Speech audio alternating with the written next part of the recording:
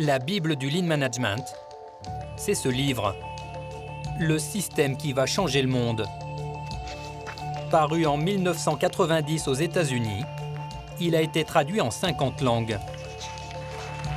L'auteur, c'est Dan Jones, un chercheur du MIT, la prestigieuse université des hautes technologies américaines.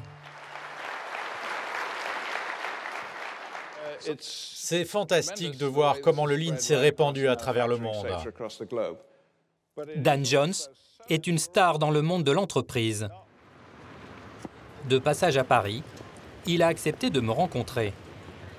Une faveur. Mr. Jones, nice to see you.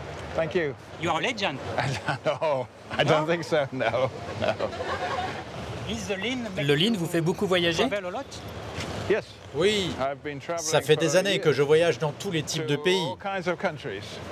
And most recently, Récemment, je I suis was allé en in, Espagne, Spain, en in Finlande, Finland, au in Royaume-Uni, the UK, obviously, en in Grèce.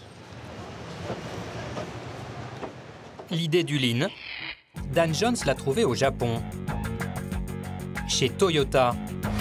Dans les années 80, le constructeur automobile expérimente une nouvelle organisation du travail basée sur la participation des salariés, le Kaizen, et sur la chasse au temps mort, les Muda. Une organisation qui a permis à Toyota de devenir en quelques années numéro 1 mondial de l'industrie automobile. Aux États-Unis, Dan Jones a étudié ce miracle économique. Toyota, qui était une petite entreprise de voitures, est devenue une des plus grosses entreprises automobiles dans le monde. Nous avons reconnu qu'il y avait quelque chose de différent chez eux. Nous avons passé du temps à essayer de comprendre et à étudier leurs méthodes. Ils ont développé un système de management qui impliquait tous leurs employés, plutôt que d'investir énormément d'argent dans de nouveaux équipements, ce qui est la routine habituelle chez les industriels américains. Ils n'avaient pas d'argent, c'est pour ça qu'il a fallu trouver une autre solution. Dan Jones a importé le Kaizen japonais, qu'il a rebaptisé Lean. En anglais, littéralement, maigre, sans gras. Il crée des instituts pour enseigner sa méthode.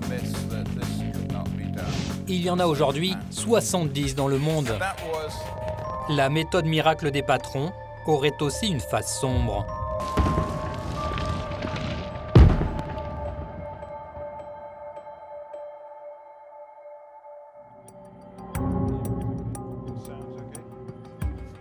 Que répond Dan Jones, l'inventeur du Lean Management, à toutes ces critiques?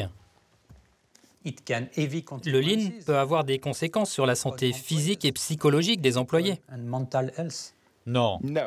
On parle de burn-out, de suicide. Non, il n'y a pas la moindre preuve que le Lean cause des burn-out. Pourtant, au cours de mon enquête, j'ai découvert que le Lean pouvait être dangereux, vraiment dangereux. J'ai rencontré des employés stressés, démotivés. Il y a aussi des cas de suicide où le Lean pourrait être en cause. Je ne suis pas d'accord avec ça.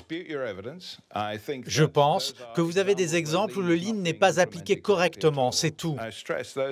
Le stress ne vient pas du Lean, mais du management traditionnel, qui l'utilise comme une couverture, uniquement pour réduire les coûts. Je m'insurge contre ça. J'ai assez d'expérience dans le monde entier pour dire que le Lean fait l'opposé de ça.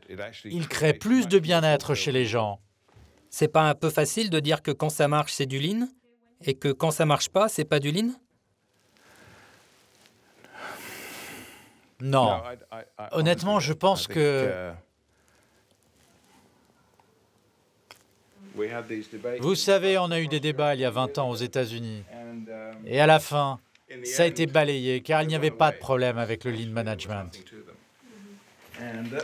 Ce qui se passe en France, c'est que vous restez coincé dans vos vieux schémas de pensée. Selon lui, il faut s'y faire.